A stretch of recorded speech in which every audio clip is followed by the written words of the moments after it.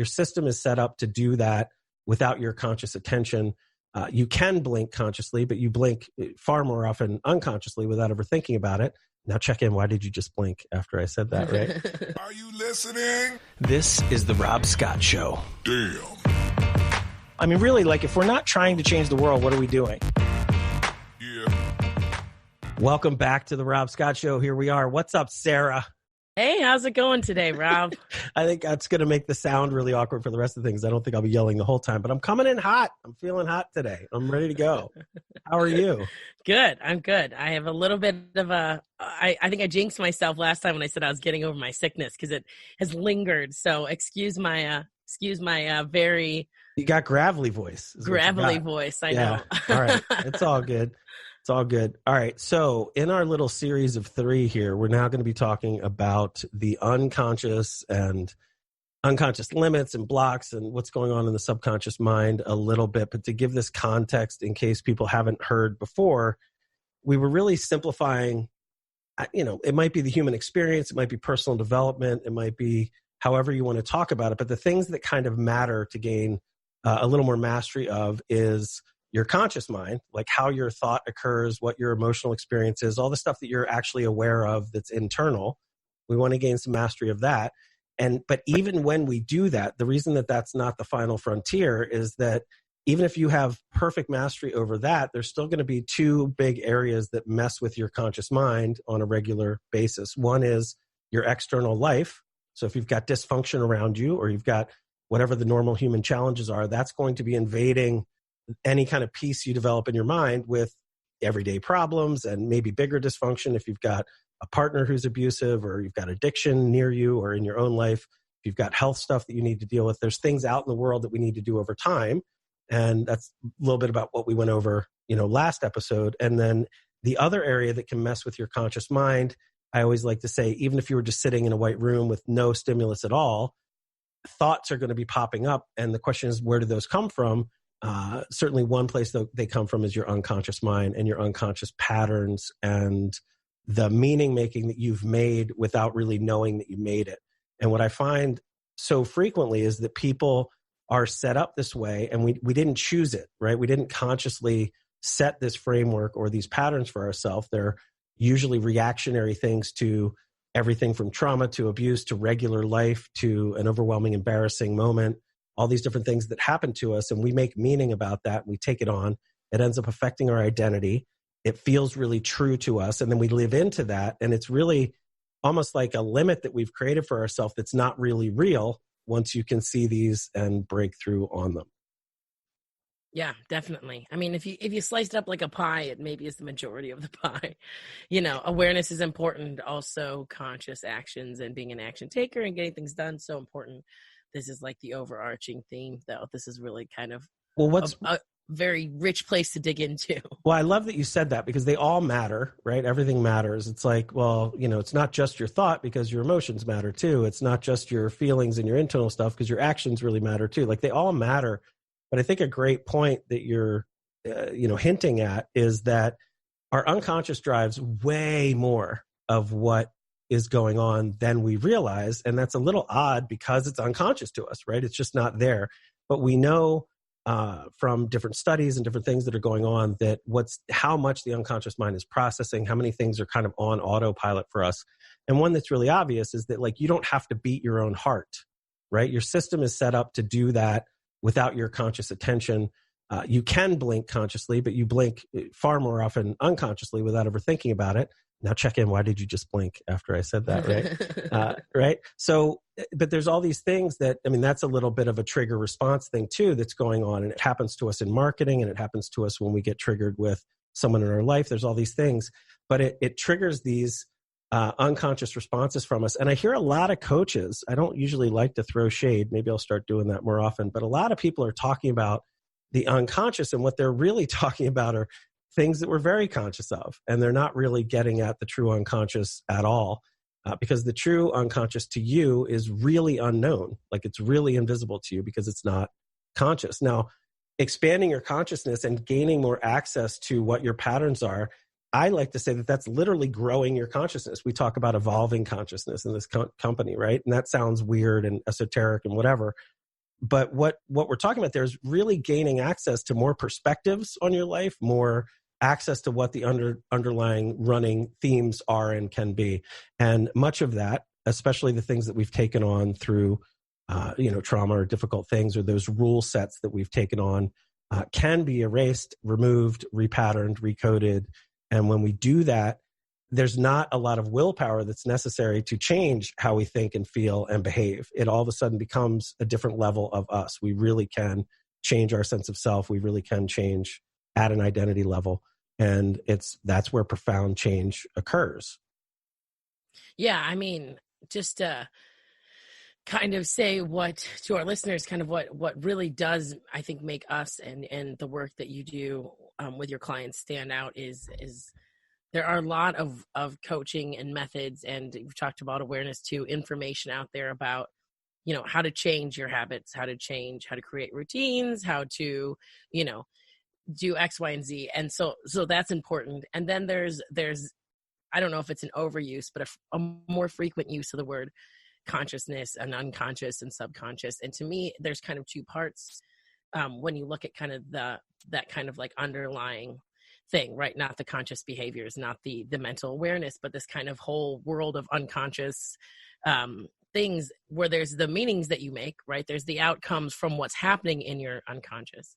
And then there's literally kind of the area where you can go in and make changes to your unconscious, which is different than saying, for example, therapy, right? You talk about feelings and what are these feelings mapped to and how do you adjust to the feelings, right? But there's another level of digging in and looking at like the literal parts of how your unconscious is working. And I think what often people don't realize or don't go into is that is what can be changed, right? So there's the adjustment of the meaning making, but there's the literal, we call it repatterning or recoding of your subconscious. And I think that's something is very hard, if at all, found anywhere other than kind of the work that we do. And it's what is super cool, because it is what takes away willpower and the need for willpower. Yeah, it doesn't. The need for willpower necessarily, yeah. Right? The need for therapy. It's the difference between changing something, building a habit, and profoundly changing something. Yes, right. And I think that therapy in its best expression is also trying to do this, but I don't see it certainly done in the way that we do it, and I don't see it very often. And therapists can feel free to correct me. I'm not saying that it's definitely not happening. But quite often, average therapy, at least, is in this talk modality of what'd you experience this week and how that make you feel and what was the meaning of that. And some of that can start to get at this, right? But it's not direct. It's usually not very fast.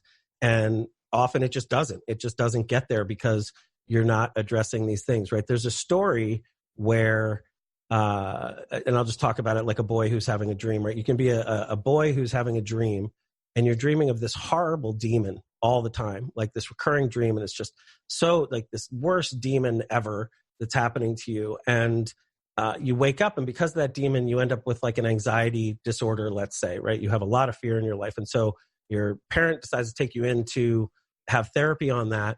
Therapy can often be on the wrong thing, right? Because what's really going on there is potentially that the child is expressing fear and timidity and all these different things. And so you could work on that for 10 years, maybe grow to some degree because of it. But the real root issue is that what's going on in the dream is that's repressed rage, right? Because there's nobody else in your dream. Like, it's your mind kind of working itself out. And so that rageful demon is actually you. Like, there could be something stuffed down that's deeply angry, and what's being repressed is actually the anger. But what's showing itself is fear and timidity, et cetera. And so we can end up doing the work on the wrong thing if you're not really digging in to find out what's actually happening underneath the hood. And so if you then address that healthily, kind of reintegrate that rage, that anger, healthily express that, you find that there's no need to be afraid in that same way, and the person shifts without effort beyond that. Another thing, and a little less, getting into dreams and being weird with that stuff, once you do take something that's unconscious to you, maybe a meaning, let's use a meaning that's a little bit closer to conscious. These show up for us as like what we believe. right? We believe them to be true. And so, I might take on, I'm a certain level of employee, and some level of a job is just beyond me. I'm not VP material. I'll never be that level. I'm only a manager, and that's what I am, right? Well, as soon as you see that there's some meaning underneath that's been just kind of assumed true by you, that you can shift, that you can change, and you realize, oh, I'll actually have better support around me up there. There's all these different things. It literally goes away, right? Or it can, certainly. It can go away once you expose it and, repattern it and come up with something that's more useful for you down at that level. And the effect that has on your life is you step into kind of it's not like you're so different you don't remember who you were or something's been erased in you. You just end up more in your full potential. You end up more realized, capable, confident, happy, all those things. And so, just to go back, maybe to make this a little bit more concrete for people, this shows up in a kind of inner dialogue of, I'm not good enough. I can't do that. I'll never be wealthy. It might be meanings about other things. Rich people are X, Y, Z, right? Rich people are selfish, or rich people are evil and have all the power, those kinds of things. And if you are up late at night hearing these, you don't even have to believe them 100%, right? You may hear yourself kind of thinking that and go, well, that's true some of the time, or kind of, or whatever. I like to say that even if it's 1% true or 1% happening to you, it's still like bad software in the system, right? These are the patterns that are running underneath of your meaning making and of your literal conscious experience, right? So as you get into what my day-to-day conscious experience is, you end up with all of these limits in all these different ways. And so one thing I like to share is that these limits end up having facets in a lot of dimensions. So let's say that you have as a limit, I'm not enough, which is incredibly common in the human animal. And we end up feeling in a lot of ways because we failed at this, or our parents said that, or some combination of many things happening to us that, I'm just not enough. Well, that ends up splitting itself out into all the facets. Not only am I not enough, but I'm not funny enough. I'm not good looking enough. I don't have enough friends. I'm not popular enough. I'm not smart enough. I don't have a nice enough car. I don't have a nice enough house. I don't live in the right neighborhood. Like, it all kind of comes under that lens of not enough in potentially, dozens of different ways in our life. And it really limits who you are, who you can be, what you'll decide to take on, and it leads to, when you believe you're bad at sales, chances are when you go in to do a sales thing, it's not going to go as well as it could if you could shift that sense of self that is being sourced by this thing that's outside your consciousness. Yeah. And I think I really like that we're talking about, whatever it is, the map of the mind or the personal development model in these three ways.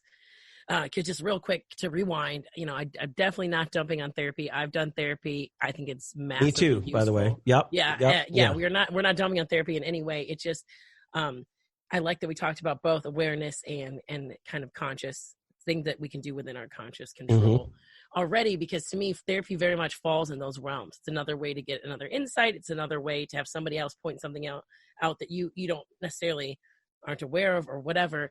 And the big kind of distinguishing factor, just looking at the subconscious, I think it's so interesting, because when I hear you say things like, it shows up in a lot of us, like, I'm not enough, or, I'm not deserving. I don't value, like, money is this, money is that, right? It sounds like, it all of a sudden is taken out of the subconscious and brought into the conscious because you just called it out and you defined it. But it's so much more complex than that, and it probably affects everybody to some extent. And that's why I kind of like the example you started out with the the stove is hot, your hand is moving, your heart is beating, you're blinking.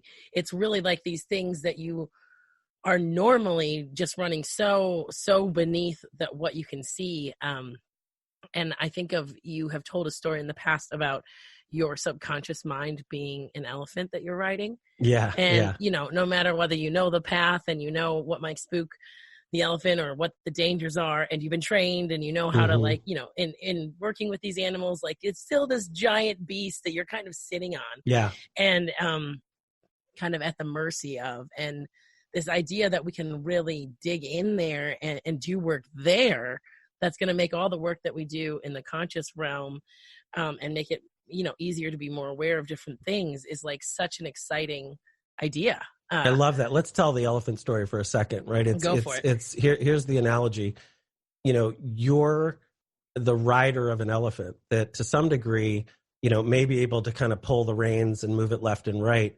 But anytime that elephant wants to run away, you're not going to stop it, right? Like if it wanted to just sit down and not move, it would be very difficult to get that thing to move, and it may not move how you want. And yet we think we're in control, right? As we ride this thing and it seems like it's going okay, we really feel like I run the show, right? I run the show.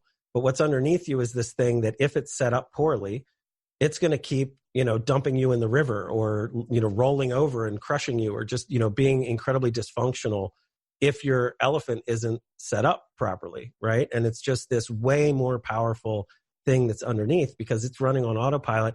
And what it's mostly interested in is, survival and safety. So what we find in the unconscious is that it's we have this conscious motivation of toward pleasure and away from pain. And we all hear that. We know that. It's obvious to us. Like that we're consciously aware of that. Like I don't like pain and I do like pleasure. And that's pretty much every day what I'm going toward. But when we start getting into the subconscious mind is more interested in survival over, in some cases, even comfort, right? Or even pleasure in some ways. And so what it really is paying attention to is it may be trying to move away from pain and danger in some sense, but what it's really trying to move toward is familiarity, right? It's trying to do what it did before that worked because it, and if we were give it a voice, it would sort of like it's waking up going like, we're here again. Whatever we did yesterday worked. Even if what we did yesterday wasn't that good for us, like smoking a cigarette or whatever, like even if our conscious mind knows this isn't effective, I wish I could stop this. But what's going on in the unconscious is, F you, buddy, like this worked yesterday, we're going to do it again today.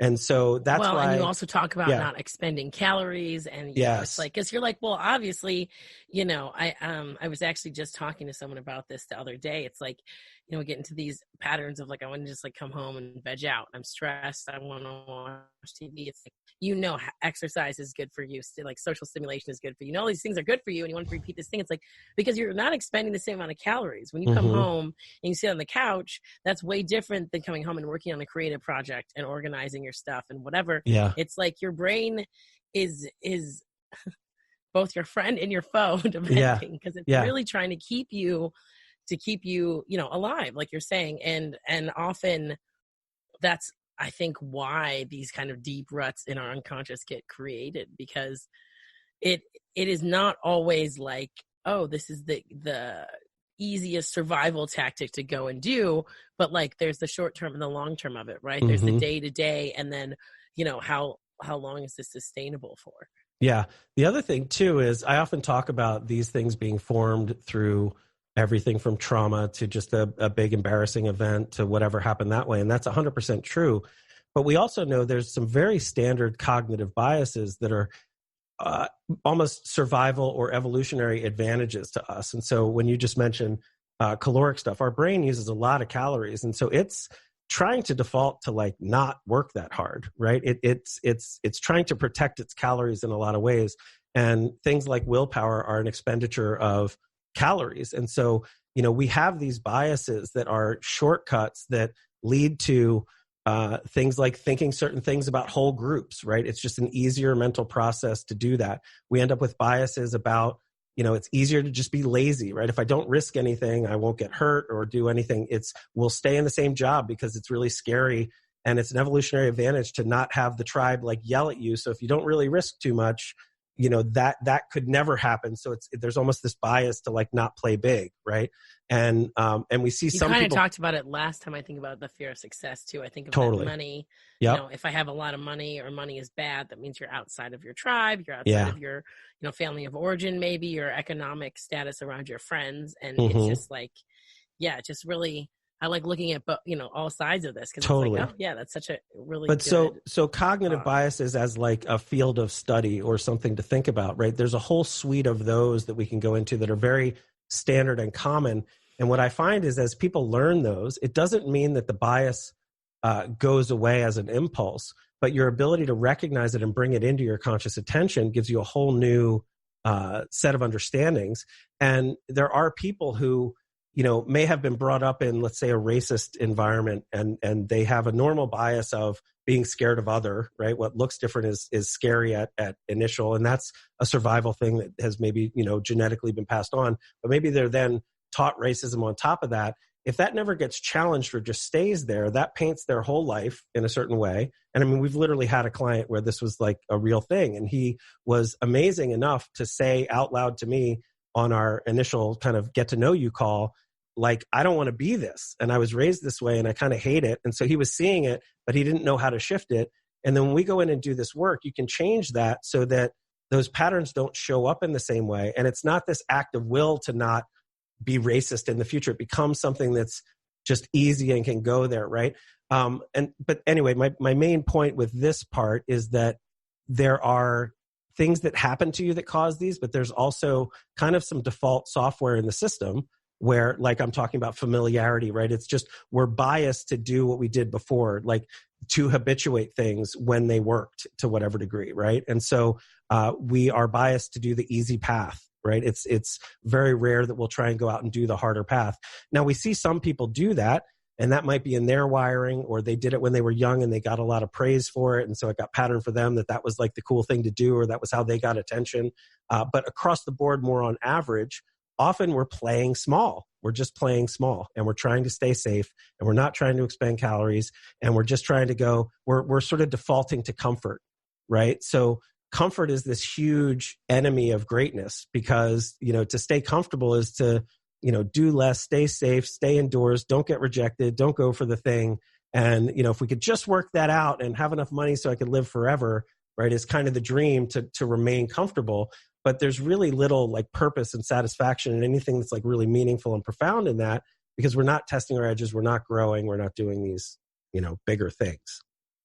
Yeah, and I have a question, Sure. which might sidetrack us, but it really made me think, you tell this story about how humans have the ability to create like biological fear reactions when they're completely safe by being in a room alone and thinking fearful things. Just by thoughts. Yeah, just Right. by thoughts. Right. And when you were telling the story about being on the elephant, you're like, the whole idea is that you feel like you're in control. And I thought, Mhm. you know what, at least for me as someone who really values being in control, more than maybe the average person, but it really resonated with me because I thought, what scarier thing to be on an elephant and to know I am not in control. Correct. All right, let's maybe make it more realistic. I don't know if more people have probably ridden on a horse than an elephant. Yeah. Right. But of course you want to hold on to the idea that you're in control, because if you don't, that's terrifying. For most people, they're like, that's terrifying. I mean, same, apply that to your business, to your family, to your life in general, right? This illusion or non-illusion that we're in control or not. And so it made me want to ask you if you had thoughts on or wanted to talk about how fear and the subconscious relate.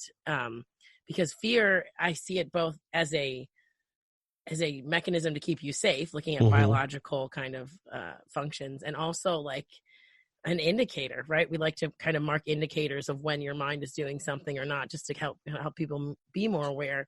So just both how fear is helpful and maybe not helpful, and how to kind of react to fear. When fear comes up, what is that saying? Yeah, for sure.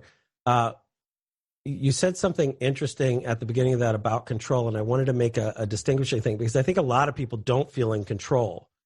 The level of control that I'm talking about there is you believe that what you're thinking and seeing is real, right? So to the degree that we believe our own biases and that we believe our own beliefs about ourselves and about the world, they feel true to us. And that's the level of control that I'm saying there. But then when you're interfacing with the outside world, you may live a life where you're very anxious and very fearful and don't feel like you're in control of everything, or you may prefer situations where you feel like you have more control and everything. But does that make sense, that distinction of...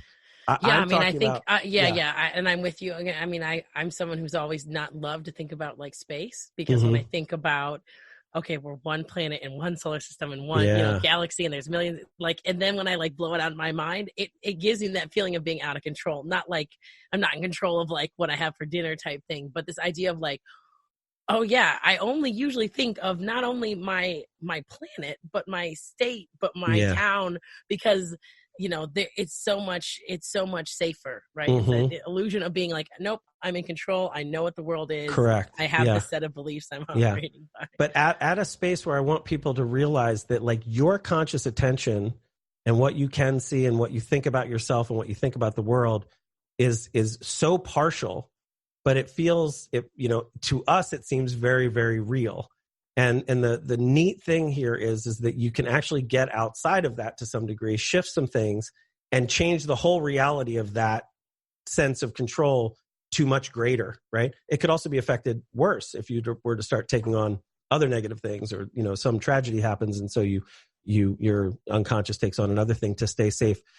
Back to the fear question. Can you give another example of what that would be? I mean, I know you talk both about time and like on massive. About what would be? What specifically? About how your belief structures, right? This attachment to meaning can create the illusion of control when there's really. Yeah, so I'm actually saying there's not control, or well, probably not actually, because we don't, because an asteroid could be flying at us right now. I don't want to scare everybody, but like no, like to your point, like at what level are you looking, and you control almost nothing. What I'm talking about is like in the subjective experience of being you. It feels like, and there are insane people who are very clear, like, oh, I can't trust my own mind. Like there is that state, right? I've been in that state. That's maybe one of the worst places you could ever be. And I don't mean to be quick about that. Like that could take a whole series of podcasts to talk about how frightening that is, right? It's terrifying. But the average human being that's walking around believes their own experience, right? They believe that this happened and that means that. And that's what belief is, right? Belief is an assuredness of meaning. Like that's what it is. So I see something and I know what it means. And what we're finding today, especially as social media is making us all talk at the same time and talk over us, we're all living in very different realities, right? We all have very different understandings of what matters, what we value, what we think is true. And we can watch the same debate and you'll watch two news outlets talk about them as if absolutely opposite things happen, right? There might be a little conscious manipulation in that and things going on, but I assure you that there really is a very different perception happening by different people of those things. But in our subjective individual experience, we are trusting the meaning that we're seeing, right? We're believing in it. And so when you're thinking about the delusion of that elephant rider or that horse rider, when it's going well and they're not in an emergency that they're aware of, they're like, this seems to be going okay. That's the illusion that they actually are running the show. That's analogous to us believing everything we're seeing and thinking like, I've actually got control here. Like I'm really seeing truth, right? And the point is that there's so much running underneath that's almost putting up puppets in your truth and messing with you over here and doing this, but at the level of thought, like what you think about things, right? So I could line up 100 people and put them in the same situation where their boss gives them like a funny look, and each of them potentially would make very different meaning out of that, right? I, as an example, would know, is there anything immediately to do about that look? No, I would shake it off, move on, and that would be it. I mean, maybe it would come up in a conversation like, I saw that look. Did that mean anything? Like whatever. But there are people who would be crippled and like be scared to talk to that person because they'd be afraid they'd lose their job because that weird look meant to them that they're going to get fired or that they're not liked or that there's whatever, right? People who have social anxiety don't go up and meet people because they have all these beliefs about how horribly embarrassing it's going to be when they get rejected by the person they're going to talk to. And, they're making up a whole fantasy that they're really believing, and they're believing it so much it's changing their behavior, how they show up, do all that stuff. So before we can see that it's an issue, what's going on for you subjectively is you're believing it. You're believing that this is true. I really am this. I really am this human who is capable of making this much money, and I'm kind of funny, and I'm not that good looking, and I'm all, and you're believing at all a conscious or unconscious level, or both. At a conscious level. I'm talking about the rider of the elephant being in the illusion and trusting it as real, right? And so, beliefs is just like the area here that's huge. And what I want people to get about your beliefs, and it's a hot button word because people immediately map it to religious beliefs. Religion. I always want to asterisk that out. I love this conversation. That's not the only thing that we're talking about. What we're talking about is the assuredness of meaning that you're making all the time. And so, I quite literally live in a world where I am believing in something enough. And I don't even like to say that because I actually don't, right? But we have to make choices. So we have to go, well, this sure seems real enough. Like there's a seat, I'm going to sit in it, right? It's not useful for me to like sit at every seat I see and for 20 minutes ponder whether it's real or not, right? Like that's not functional, and that's on the other end of insanity, right? And so there's a set of useful truth that we're just going to keep kind of barreling through, which is great. And our physical reality, I hope, is one of those where we see a car coming at us, let's believe it and get out of the way, right? That all matters, and we can sort of trust that as usable truth for sure. What's happening in our inner dialogue about the meanings of things and the fact that we tend to bias toward absolute, like I'll never or I always, right? Those type of linguistic rulings for ourselves are almost always completely inaccurate. And they're almost always limiting because, maybe if they're set up to be positive for you, like I always do my best or something, that's probably really a useful one, even though it's not accurate. I assure you, you do not always do your best, whatever that means, right? It's not a thing. So when we're getting absolutes are dangerous on either end, because if you use positive and you miss, then you're going to feel like a total failure, right? And if you use negatives, then you're going to like definitely be down on yourself. So yeah, absolutes are kind of. But if you're in the delusion that I always do my best, that's better than I'm horrible, right? Because it wouldn't get corrected necessarily, right? Because that is persistent, right? It's potentially persistent. So I am a loser, right, is an identity level statement that comes with a whole lot of limits, right? I'm not going to try for this. Even if I try, it's not going to work. So if I'm thinking it's not going to work, am I going to really put my best effort in or show up? Or, I may be unconsciously self-sabotaging and, in a way, like purposely doing the wrong thing so that story can remain true. One of the things that, quote unquote, my personal fundamental shift was about, and it's, this is a whole deeper topic also, but I was carrying this deep victim mentality, which if anybody had heard my story, makes a ton of sense. Like people are like, oh my God, you are a victim. Of course, like all those bad things happen to you, like whatever. But the statement of I am this thing, that permanent thing, right? We're all victimized sometimes, but it's not useful to me to say I am a victim and then enter every situation I'm a victim. What I was finding was I was figuring out ways to make that continue to be true. And so one of my big shifts was like, what if I put that down and actually said either I'm not anything or I'm a winner or I'm something else, and really take that on, like go in and do the recoding that it takes to shift that. And what happened for me was I went from homeless to vice president of technology with no education in a very short period of time and got sick with cancer in the middle of it. Like, so, let's take that time out. I mean, it was a really quick rise out in the regular world to do that once I did some of these shifts with my unconscious things. Now, the way that I kind of stumbled on that was a whole lot of like, tough work of trying to see this. And it was almost like my brain popped. It was like, boom. And all of a sudden I could see different ways that my thinking was occurring to me. Right. And so what we've done. I was just going to say, I was just going to kind of pause you because I know you feel like your story's told a lot, but I always like making you talk more about it. So and I was also going to say, because we're looking at conscious and unconscious, we've looked at conscious, we're looking at unconscious. Mm-hmm. It's such a tricky thing because at some point, whatever your unconscious beliefs were that were affecting all these other things came into your conscious realization, right? Like there was, and that's kind of in a nutshell what I think we call the fundamental shift. Right. But let me, can I make a distinction there? Like, don't lose your point, but it's really important. So don't think that like when these express, you're then conscious of them. They enter your consciousness as a truth that is not there to be challenged, right? So I am a loser is like this background noise that I may report on, and I may say it's a truth, but how that's affecting me moment to moment is not conscious to me. And what I'm not aware of is that it is what we call a lens, right? It is a distortion of a fact or an experience that is then carried on as a truth, as a belief. And when it's a belief, it's running underneath, right? And it has all its effects. And so when we become conscious of it in the way that's useful in personal development is we actually don't take it on as a truth. We look at it, actually objectify it from our subjective experience and go, what is this thing? Is this useful or not? And we either throw it away or rewrite it or just change it.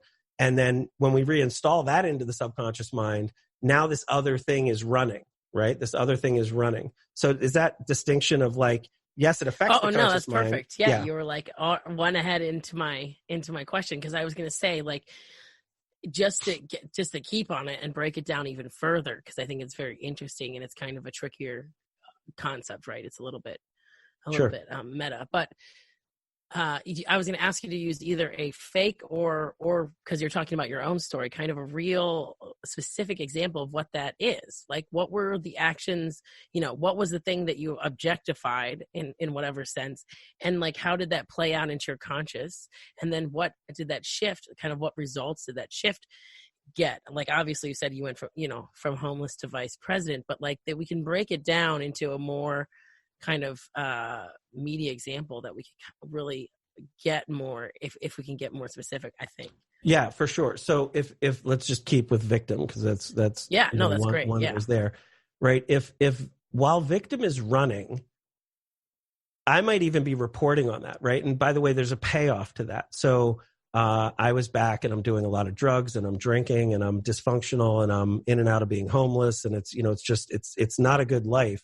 But what I'm leaning on when I meet whoever at the bar, having no healthy boundaries or any of that stuff, I'm telling like what a tough life I've had. Like I'm trying to pick up the girl by getting sympathy points for like what like, you don't know what I've been through. Holy shit, like da da da da da, right?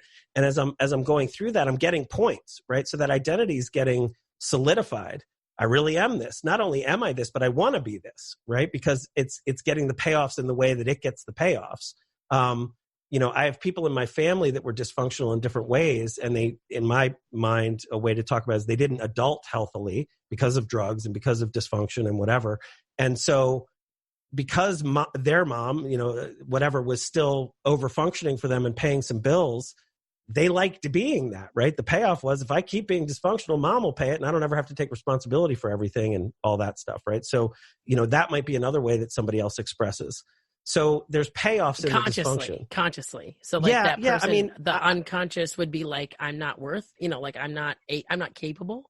Yeah. Maybe be like what's unconsciously running. For sure. So you can take it on. It becomes true to your identity. So this is not, we're not talking about the unconscious that's beating your heart. We're talking about the meanings and the stories and the beliefs that are there, right? So we're now at that space that's like between conscious and unconscious. And what I mean is that it's a rule you've taken on. You didn't know you took it on, but it really seems true to you now. Okay. So let's just talk in that space. We're talking right at the level of it's expressing in my life. I might even report on it as me. I am a victim. You have no idea what a victim I am, but it's not like that's a thing I can point at and know that I'm even doing. So it's like unconscious to me that it's a thing, right? It's unconscious to me that it's a belief I'm carrying. I don't even know it's a belief. It's just true. Right. So it's true. It just becomes a part of my identity. An assuredness of meaning. An assuredness of meaning. Like that happened, so I am this, or that happened and that meant that. Right. So it's an assuredness of meaning. So I don't challenge it at all. And in that, I kind of can't see it as an obstacle. I can't really see it as a thing, but it's hard to talk. I'm so glad we're in this because it's hard to talk about. I know this that's way. why I keep digging in. I'm not, I'm not trying to be annoying. Because I might stand on the rooftops and yell it as my truth. Right. But I still don't see that it's a script I'm running. I don't see that it's this thing that's limiting me. And what can be so difficult with these is they have their payoffs, right? Like, by the way, addiction, just one of the payoffs is drugs are fun, right? Like they feel really good. Like when you get good ones. Now it comes with a whole lot of crap on the side, but there's a payoff to being an addict because in that moment, I can really check out. I can really feel differently by using chemicals or whatever. And that's a payoff. Like I'm different when I do that, right? So that works. There's also other payoffs like, oh, you poor thing. And, oh, you can stay here. You don't have to actually go get a job because you're too dysfunctional. You're an addict, so sleep on my couch or whatever. And all of these little payoffs could be the game that we're playing. And so a lot of us, that's comfortable. That's familiar. The subconscious prefers that. We keep going back to that because it works for us, et cetera. Right. And so that's what's so difficult is you then when you challenge that in somebody and you say, that's not you, or that doesn't have to be you, or you could change from that. It's scary as shit. And not only is that scary to the conscious mind, but the unconscious is like, no.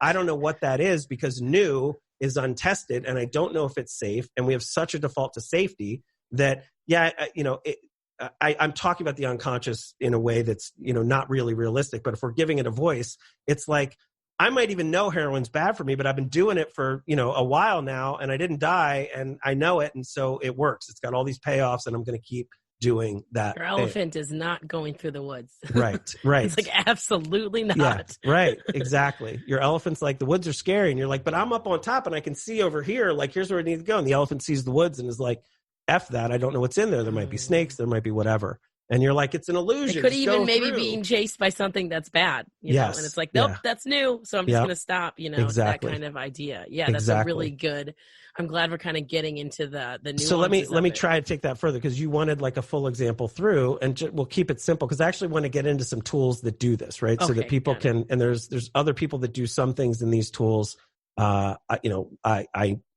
I was going to say, I know that we're exceptional at it, and I think we do it differently than a lot of the other people, but these are really useful tools, and I want to point some people at some of them, and we could talk about some things we've created that does some of this work as well.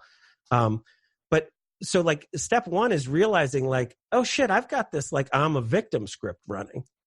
And the first thing is like doubting truth, right? So a lot of the work that I do with people is getting people to challenge truth. Now, it's not useful to challenge, is that seat really there necessarily? But when you see these blocks that you're hitting, sometimes you go, I got to look like what's going on? What do I think is true here? Well, I think I'm a loser. Well, I think whatever. And even that we hide from ourselves, right? I was speaking to an older man who I really care about. And I was talking to him about what he had done in his career. And the reason I want to illustrate this is that we have multiple levels of story. And because of the efficiency of the brain not wanting to work or overthink, often we just go with what we want the story to be, right? So this guy is talking to me and he's dead sober and he's sharing and he's talking about his career. And he's like, I'm really proud of my career. I, helped 15 to 18 people consistently over 25 or 30 years, have families and have businesses. And, it wasn't a wild success when I sold the business, but, I got wealthy off the real estate and like all these good things happen because of it. And he means that when he says it. But 4 drinks in, when we're getting really honest, he goes, man, I'm a effing loser. Like I'm such a loser. That business was so small compared to what I could have been. I went to Wharton and, my classmates are now heads of government and heads of banks and run huge companies. And I had this little franchise that wasn't that big a deal, da, da, da, da, da. And so now we're getting into like more truth. But that first version that wasn't interested in sharing that is going to look at another kind of truth because truth is weird, right? That's like, well, he did do a lot of great things. So if he's looking just at that, he can kind of live in that space. But what's running underneath is deep shame, deep upset, all these things, right? So back to the I am a victim thing, just beginning to look at that little bit more honest thing of like, yeah, I am a victim or I have been a victim or I have that facet, but maybe that's not all of me. And is this holding me back? Like, is something here going on? Like, do I know I have a limit? I may not even know how to change it now, but step one is like beginning to objectify it and see it. Because before it's just running, right? It's just there and you're taking it on as truth and there's no challenge to it at all. So like step one is you got to like begin to challenge truth, what seems true to you. And what did that look like when you uncovered kind of the victim mindset? Like what is an example of you like looking at that and being like, I'm going to challenge that? Well, it became immediate bullshit to me, right? Which is fantastic. And I was like, oh, that's true in this way. Like I've had that history, but what if I put that down? What if I just don't carry my past with me anymore and I start from here?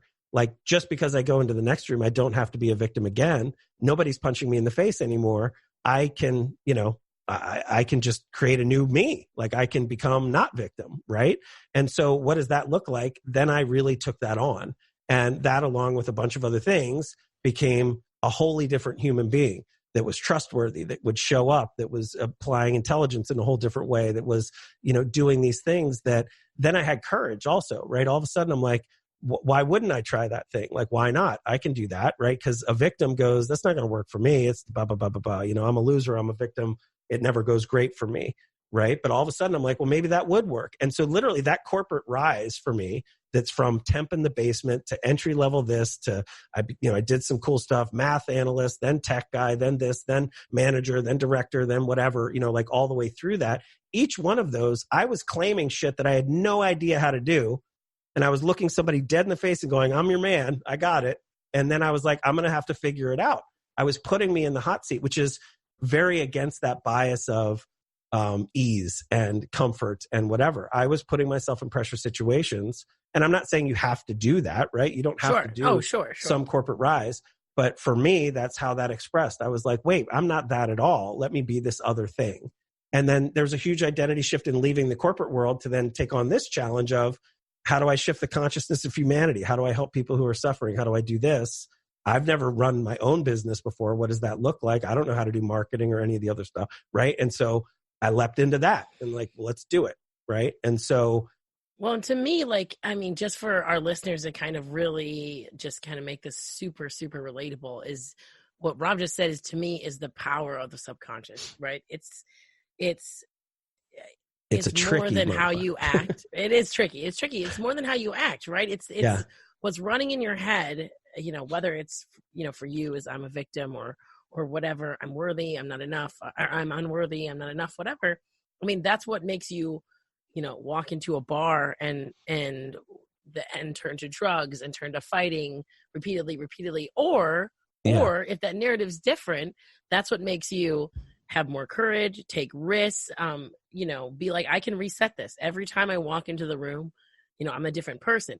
There's actions that you took on both sides, right? But really what the shift is, the switch there is changing the subconscious. And that is really awesome because a lot of people, especially if we're talking about addiction and that kind of thing, there's never a shift. And as long as those unconscious patterns are running, you're going to continue walking into the bar or going to buy the drugs or having to use immense willpower to not do that, right? And struggle against it and do it. Now, that brings up a thing. It's a story we tell all the time. And if anybody's, you know, watched a bunch of our presentations, you might have heard this before. I like to talk about it like becoming a runner, right? How I wanted to start this was, you know, change can happen in an instant. It's not a time thing. Now, it can be a time thing, right? So how do you use your conscious mind to change your unconscious? You know, one way is to apply your will over time, do something long enough. You need the willpower. I say this all the time. You need the willpower because it doesn't feel like it's you, right? Like it doesn't take any willpower to do what's natural for you to do. But if you're not a runner, your identity says I'm not a runner, and you want to become a runner, you have to use the act of will to like put your shoes on again and get out there and do this thing that you don't like yet and all that stuff. Now, if you can muster that, which is harder and harder and harder in our world today because we have more choice, more overwhelm, more speed, all the stuff, it seems as though we have less willpower, although willpower is a mindset also, which we can talk about that another time. But if you do that long enough, it becomes normalized to your subconscious, and your subconscious goes, cool, we're a runner. And that's when it changes. That's when there's no resistance. And in fact, you're like, if I'm not running, something's weird, right? Like I need to get out and hit the pavement. Then you've really shifted your identity, and you didn't have to go into the subconscious to do it. But what's interesting is if you do the work of shifting your subconscious, you don't have to use like you can do it in an instant. And when you really become a runner, you can take that on and then go be this thing that's like immediate, right? So it's a way faster path to change. And so that's why we call things the fundamental shift. Like, what's the fundamental shift for you right now to get to this other place? And willpower is amazing. We want to use it. There's going to be places and times where it's appropriate. I mean, I'm applying my willpower consciously every day to do the different things that I want to do. And I use it really well and, you know, all the stuff. Massive skill there. But to change these profound, massive things, learning what's going on, how you're limited in ways you can't see, and going in and shifting that, it's like, that's what breakthrough is about. Right now, you're doing breakthrough at a level it's otherworldly. And a rant I was going on, I shared it with Sarah earlier. It's when I'm working with a client, like I don't have time. There's not enough time to mess around with your story of victimhood, right? If the old me was sitting there and I was coaching the old me and it was like, yeah, but you don't understand, like all this stuff happened to me when I was a kid, and then like I got addicted, blah, blah, blah, and then I was like in this fight, and so then I was in jail, and I don't give a shit. I don't give a shit because your breakthrough is more important than that bullshit story. Like I don't care about all that stuff. That's happened, nothing to do about that. We can change the meaning of some of it, and we might get into that, and we can talk about that in the tools. But what are you going to do now? Like, who are you now? What does that look like? And what's running now that we need to rewrite and figure out? And when you can find that and do that, that's where the work is. And so you can literally put down the past and start today, start now, and start any now. Like, let's say you hear this and you're like, okay, cool, I'm doing it, and it doesn't work. Then start again then. Like, it's always now, so always come back to this, so always, shift it, right? Right. And I mean, that's so powerful. The breakthrough over the bullshit is super powerful, because there's always going to be bullshit. You're going to have what the bullshit. level you're at. Yeah.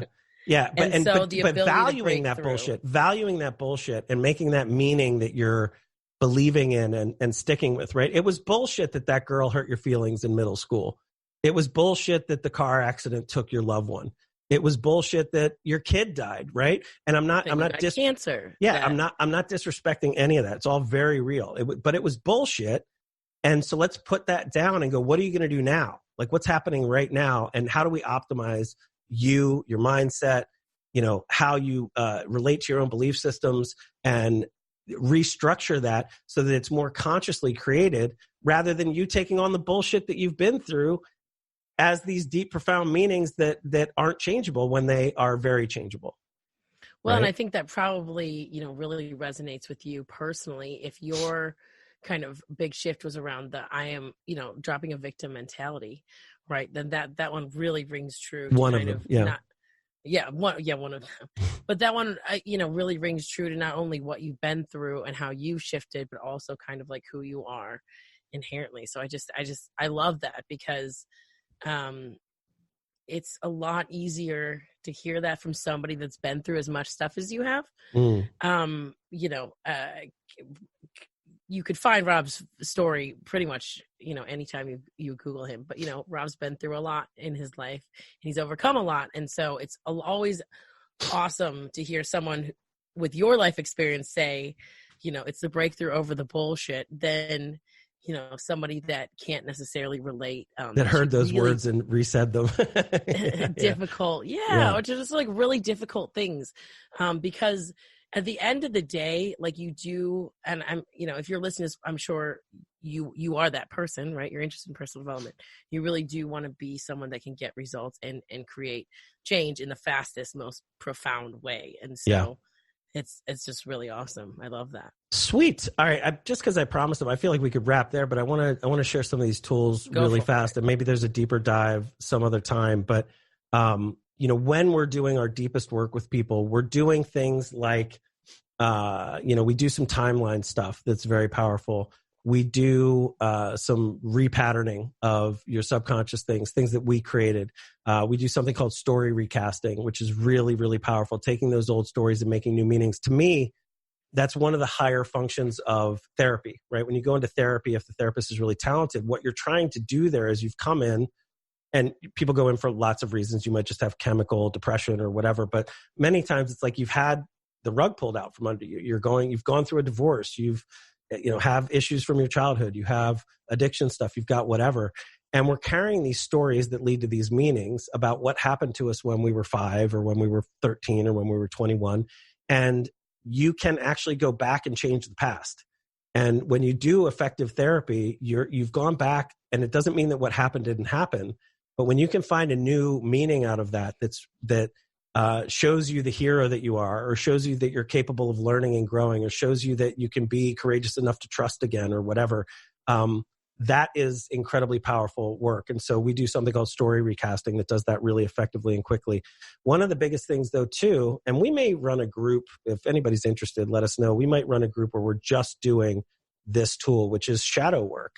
And I think shadow work's a huge buzzword out there. It's huge. Jung was a huge proponent of this. He said something to the effect of, high 98% or 95% or some huge percentage of our dysfunction is from aspects of ourself that we've basically pushed down into the unconscious. There are potential aspects of you that you're not seeing. And this is one thing where I'm happy to throw stones at other coaches and people I see talking about this online, because they're often talking about, the truck driver who's driving around. He's like pissed all the time. He's like, I know I've got a lot of anger in my shadow, da, da, da, da, da. And it's like, nope. If you can see it, it's not your shadow, because we're talking about your unconscious. And so a quick tip for people, a way the way to begin trying to figure out what's in your shadow is, it's almost always in the stuff that you're sure isn't you, right? It's the stuff out in the world that you're super duper pissed about, or really triggered by, or get really afraid of, or really feel you have a block about, and it doesn't feel like it's you. Like the unfair money system, or a belief about money that it'll just never be yours, or whatever. But where it comes up often is with people. So if you take the person at work that you hate the most, that you can't stand, chances are there's something going on in there where you're repressing a part of yourself, and it's triggering that in you, and it's becoming really, really hot. And so, somebody who's popularized, who does, I don't know that she would call this shadow work, but I can tell you that it's a very, and this is not disrespectful at all, because it's really smart. It's kind of a cookie cutter way to get at the shadow, is Byron Katie's stuff called The Work, right? So what she's doing is she's getting you to say things and then challenge them in their opposite, and see how their opposite is true. And it's a very cool shortcutted way to take something that seems very real to you and flip it around and see the other side of it. And part of what we're trying to do in shadow work, and we do it, that's a great tool. We do it in a different way, is really taking back first person perspective about this thing that you hate and that you've rejected and you've said isn't me. Okay, so if you have anger in your shadow, you tend to see anger everywhere out there, as an example. So you'll feel like, why are you so pissed at me? And it's like they'll look at you and go, I'm not pissed at you. That's not going on.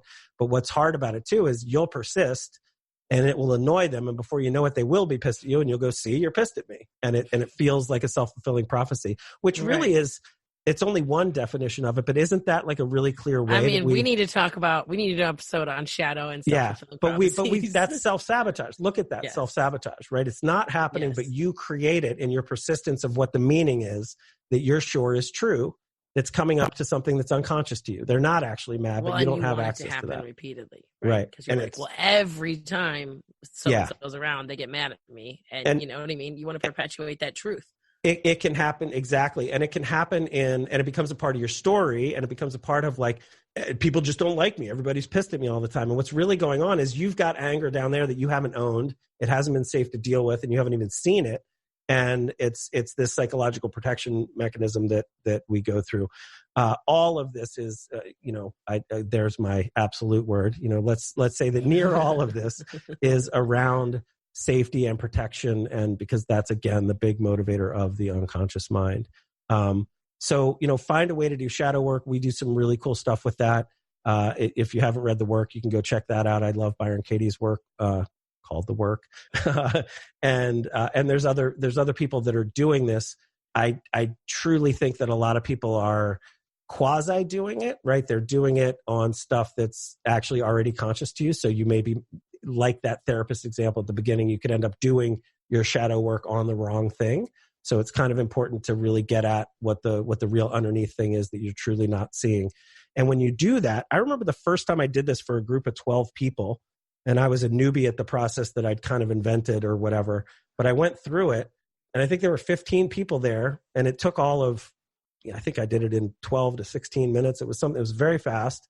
And like 12 of the 15 people were like weeping because it was so profound what they got through. And when I talked to the other 3, they were all like, that was mind blowing. Like it was a universal shift of people going like, that was powerful, And so there's just, I guess my pitch to you is to sign up to do this work somewhere, right? Where you can begin to see what's running underneath and driving you. What sucks is that it's invisible to you, sorry. But there are ways that we can begin to get at this and do some of this stuff. And it's really, really powerful when you do. Yeah. Maybe if I'm feeling brave sometime, I'll let you go into my shadow on an episode. Really that'd be hot. Oh, well, speaking of that, actually, can I kind of pitch some ideas that we're having soon? Sure. Yeah. So, and we'll just, unless you want to do any more, we can begin to wrap here. But yeah, so I think what I want to do is I want to open up some really brief coaching sessions, like lightning coaching, where, there'll probably be a forum so I can get a little background on you before we do it. We'll probably do like a 10-minute call, and I want to just hand out breakthroughs. Like, I just want to hand out the breakthroughs. I want to show people how quickly you can get at something really meaningful and shift it. So we'll figure out a way to kind of breakthroughs over bullshit. Yeah, breakthroughs over bullshit, right? The breakthrough over bullshit session with me. And I don't know if I kind of want to do it maybe forever. I don't know if I'll do it forever, but in fact, I'm sure I won't do it forever. That's far too long a time. But I may do it for a long time, but I might just do it for a little while. We'll see how it goes. And there's no ulterior motive. It's not a mass sales call or anything like that. I'll be happy to talk with you about what we do if you want to go further. Of course, we can make it a sales call if it's interesting to you. But this is really, truly just to be of service and give this out. And I really want to show how quickly you can get people to breakthroughs. And it's really an area of genius of mine. And I want to be in that space more. So we're going to be doing that. We might run, I don't know how soon this will be, but we might run one of those shadow work things. I want to do like a specific deep dive onto shadow with people. That might be a little bit longer than just a couple minutes. That'll probably be over a handful of weeks and be a little bit more in depth. And then I'm sure we're going to run an identity shifting mastermind one of these days soon. So I'll try to put the links in the bio or in the description of this episode when we have them. But if you're interested in any or all those things, and like Rob said, those calls that we're talking about, I mean, those are free. Those are purely to give you a breakthrough, to be valuable and of service. No ulterior motives, but if you're interested in any of those things or identity shifting, the link I believe is there. But you can also just shoot either one of us in an email at support@robscott.com. Yeah.